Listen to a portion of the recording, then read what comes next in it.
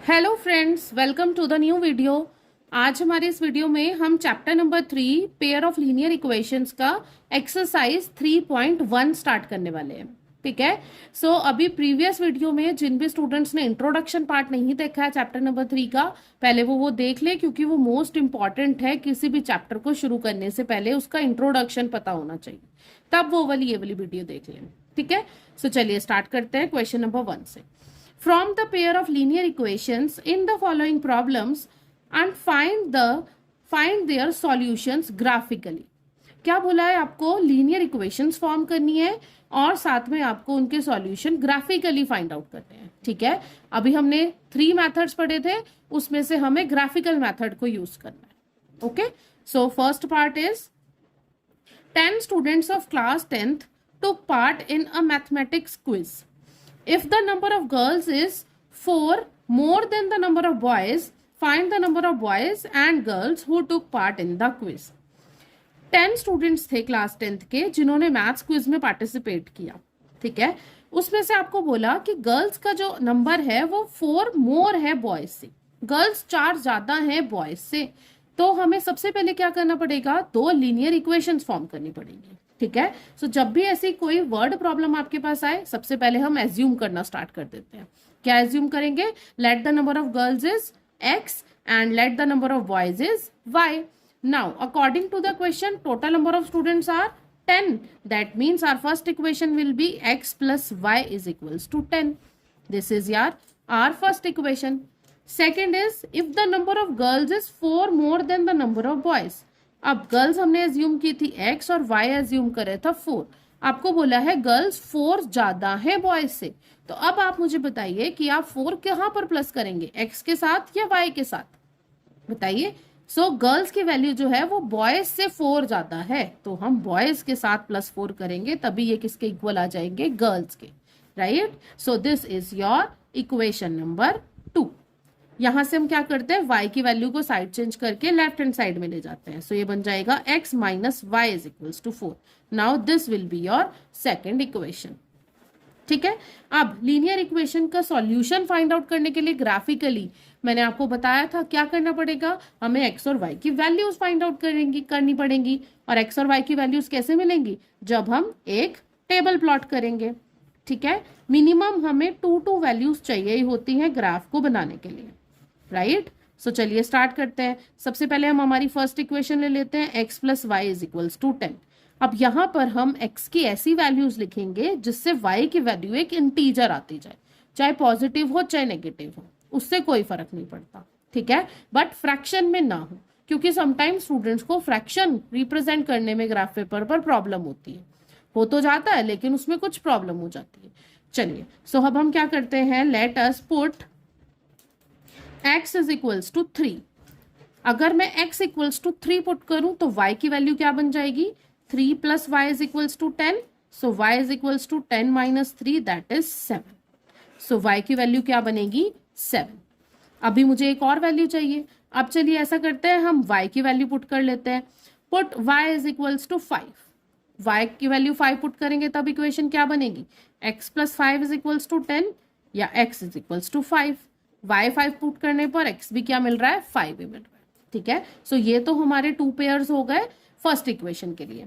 अब ऐसे ही हमें हमारी second equation x minus y is equals to 4 के लिए भी टेबल फॉर्म करनी पड़ेगी, और मिनिमम हमें x और y की 2 वैल्यूज तो चाहिए ही चाहिए ग्राफ बनाने के लिए। ओके।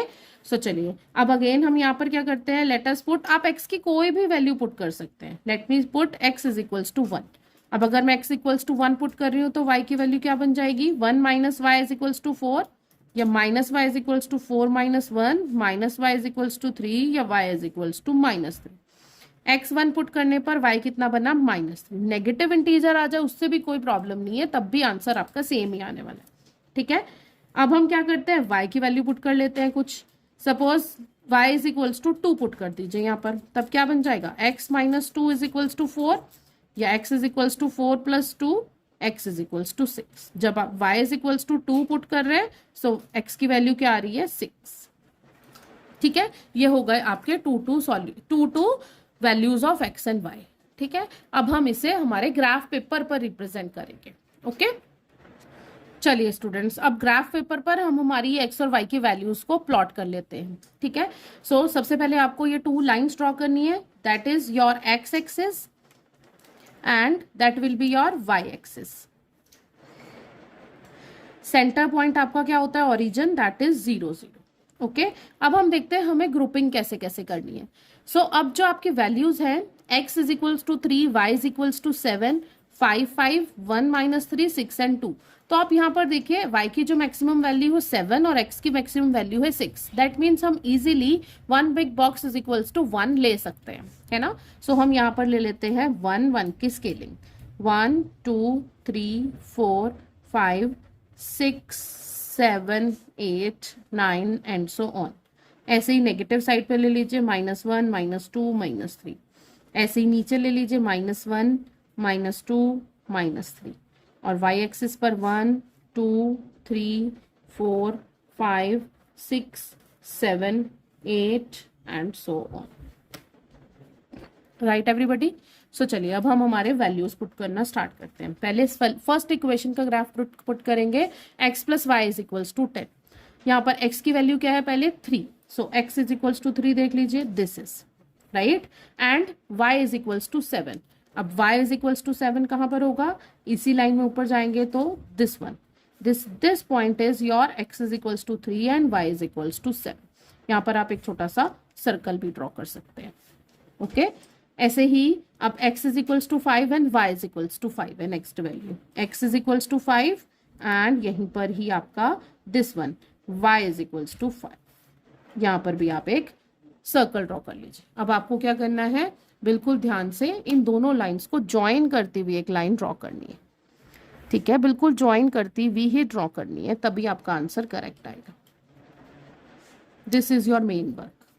ठीक है, तो आपका ये कौन सी लाइन का ग्राफ हो गया, ये आपकी इक्वेशन थी x plus y is equals to 10।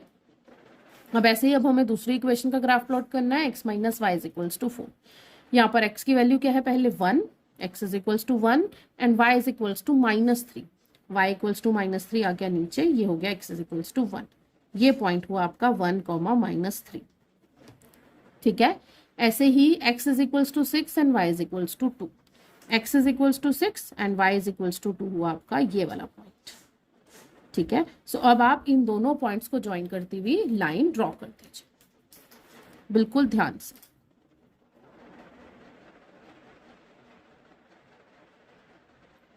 Like this, right everybody. So ये आपकी कौन सी इक्वेशन बनी, ये आपकी इक्वेशन है x minus y is equals to 4 की। अब आप देखिए, जिस पॉइंट पर इन दोनों लाइंस ने, दोनों इक्वेशंस की लाइन ने आपस में कट किया है, इंटरसेक्ट किया है, that means this point, this is your solution of this equation.